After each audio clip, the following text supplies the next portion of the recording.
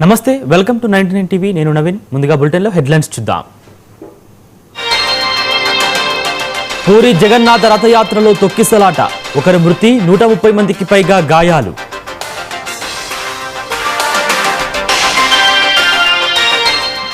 రేపు తెలంగాణ కేబినెట్ అత్యవసర భేటీ తాజా రాజకీయ పరిణామాలు సంక్షేమాలపై చర్చ కార్యకర్తల కోసం వైసీపీ ముందడుగు జగన్ 2.0 సూపర్ యాప్ ఆవిష్కరణ గతంలో కరెంట్ పోతే వార్త ఇప్పుడు ఉంటే వార్త కాంగ్రెస్ సర్కార్పై హరీష్ రావు విమర్శలు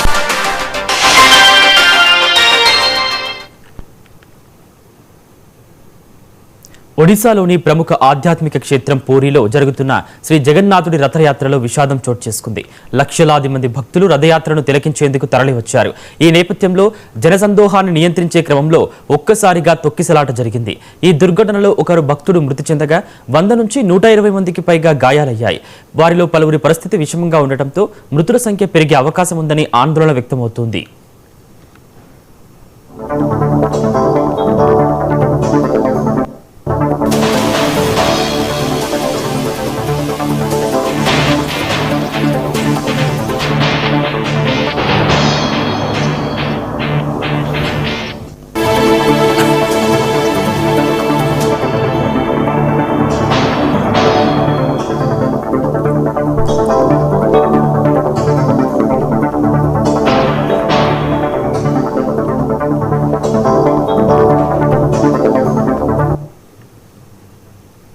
సమాచారం అందుకున్న వెంటనే ఆలయ కమిటీ, పోలీస్ ఉన్నతాధికారులు, అత్యవసర సహాయక బృందాలు సంఘటనా స్థలానికి చేరుకుని సహాయక చర్యలు ముమ్మరం చేశాయి.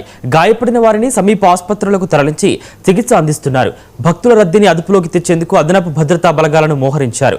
గత ఏడాది కూడా ఇదే రథయాత్రలో జరిగిన తొక్కిసలాటలో 3 భక్తులు ప్రాణాలు కోల్పోగా 50 మందికి పైగా గాయపడ్డారు. వరుసగా రెండో ఏడాది కూడా ఇలాంటి ఘటన జరగడం భద్రతా ఏర్పాట్లపై తీవ్ర ప్రశ్నలు లేవనెత్తుతోంది.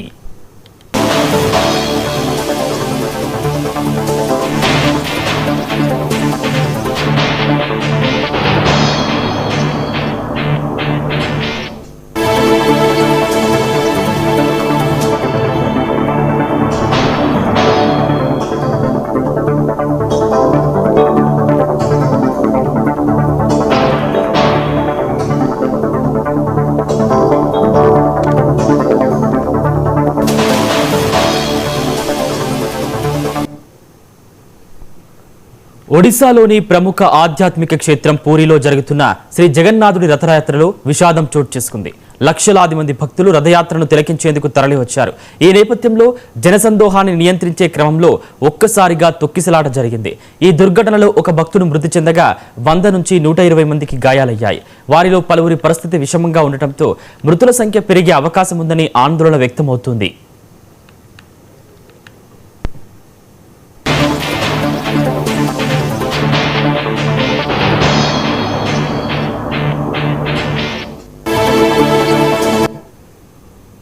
సమాచారం అందుకున్న వెంటనే ఆలయ కమిటీ, పోలీస్ ఉన్నతాధికారులు, అత్యవసర సహాయక బృందాలు సంఘటనా స్థలానికి చేరుకుని సహాయక చర్యలు ముమ్మరం చేశాయి. గాయపడిన వారిని సమీప ఆసుపత్రులకు తరలించి చికిత్స అందిస్తున్నారు. భక్తుల రద్దీని అదుపులోకి తెచ్చేందుకు అదనపు భద్రతా బలగాలను మోహరించారు. గత ఏడాది కూడా ఇదే రథయాత్రలో జరిగిన తొక్కిసలాటలో 3 భక్తులు ప్రాణాలు కోల్పోగా 50 మందికి పైగా గాయపడ్డారు. వరుసగా రెండో ఏడాది కూడా ఇలాంటి ఘటన జరగడం భద్రతా ఏర్పాట్లపై తీవ్ర ప్రశ్నలు లేవనెత్తుతోంది. రైట్, ఇదే అంశానికి సంబంధించి మా ఢిల్లీ బ్యూరో చీఫ్ నవీన్ మరింత సమాచారం అందిస్తారు. నవీన్, చెప్పండి, అక్కడ పరిస్థితి ఏ విధంగా ఉంది, సహాయక చర్యలు ఏ విధంగా కొనసాగుతున్నాయి?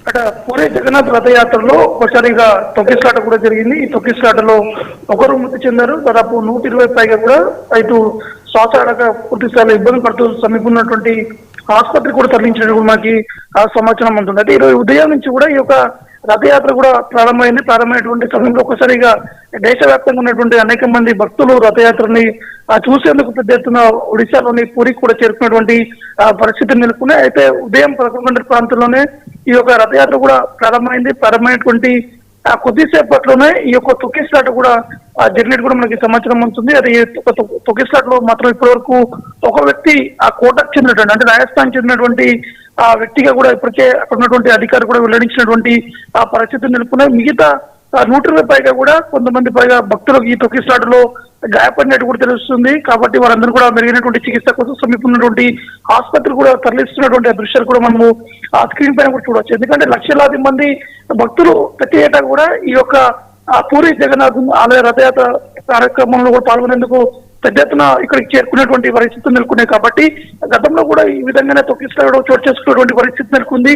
కానీ ఈసారి పెద్ద ఎత్తున బందోబస్తు కూడా ఏర్పాటు చేస్తూ ప్రత్యేకంగా కూడా జాగ్రత్త వహించుకోవాలని చెప్పేసి కూడా ఇప్పటికే ఒడిశా ప్రభుత్వం అనేక సందర్భాల్లో కూడా ప్రకటన కూడా చేసినటువంటి పరిస్థితి నెలకొంది. ఎందుకంటే దేశంలోనే అత్యంత ముఖ్యమైనటువంటి ఒక పండుగల్లో ఇది ఒక కీలకమైనటువంటి పండుగని కూడా కేంద్ర ప్రభుత్వంతో పాటు ఒడిశా ప్రభుత్వం కూడా అనేక సందర్భాల్లో చెప్తున్నటువంటి పరిస్థితి నెలకొంది. ఎందుకంటే 1971 నుంచి కూడా పూరి జగన్నాథుని రథయాత్ర కూడా కొనసాగుతున్నటువంటి పరిస్థితి నెలకొంది. కానీ ఈసారి మాత్రం 2 రోజుల పాటు ఈ యొక్క రథయాత్ర నిర్వహించాలని చెప్పేసి కూడా ఆలయ అధికారులు కూడా వెల్లడించినటువంటి పరిస్థితి నెలకొంది. కాబట్టి ఈ రోజు జరిగినటువంటి ఈ యొక్క తొక్కిసలాట ప్రకారంగా ఇప్పటికే ఒకరు మాత్రం మృతి చెందారు. ఇంకా నలుగురి పరిస్థితి కూడా కొంత విషమంగానే ఉంది. ఎందుకంటే తొక్కిసలాట జరిగినటువంటి సమయంలో వారికి ఊపిరాడక తీవ్ర స్థాయిలో ఇబ్బందులు పడ్డారని చెప్పేసి కూడా స్థానికులు కూడా చెప్తున్నటువంటి పరిస్థితి నెలకొంది. ఒకసారి విజిట్ కూడా చూడొచ్చు. అక్కడ ఉన్నటువంటి సమయంలో తొక్కిసలాట జరిగినటువంటి సమయంలో వెంటనే అక్కడ ఉన్నటువంటి భక్తులు కూడా తొక్కిసలాట గాయాలైనటువంటి వారందరినీ కూడా ఉదాహరణ అక్కడి నుంచి